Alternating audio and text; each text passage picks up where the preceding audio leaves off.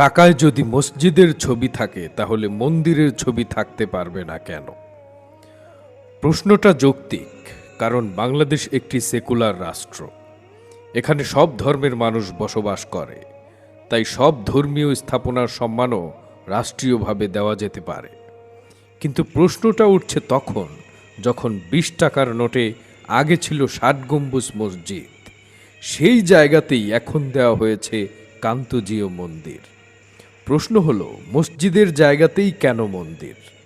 ৫০ টাকার নোটে অন্য কিছু ছিল, সেখানে কেন দেয়া হলো না? বা একদম নতুন কোনো নোটে কেন নয়? এমনকি ১০০-৫০০ টাকাতেও দেওয়া যেত।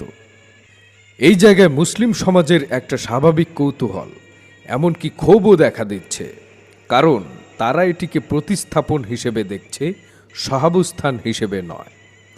আমরা দাদাদের দেশে মসজিদ ভেঙে মন্দির বানানোর অনেক দৃষ্টান্ত দেখেছি, তাই বাংলাদেশের মতো স্পর্শকাতর জায়গায় এমন কাজ যদি ইচ্ছাকৃত হয়, তবে সেটা বিশাল সংকট তৈরি করতে পারে।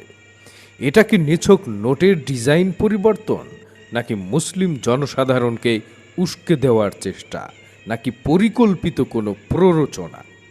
এই প্রশ্নগুলো নিঃসন্দেহে খতিয়ে দেখা দরকার, কারণ ধর্মীয় অনুভূতি এখানে নিছক আবেগ নয়, বরং জনগণের অন্তরের গভীরে গাঁথা বিশ্বাস। আমরা চাই শান্তি, সহাবস্থান, সম্মান, কিন্তু সম্মানের নামে এক পক্ষের জায়গা দখল করে আরেক পক্ষকে দিলে সেটা সম্মান নয়, বরং বিভাজন।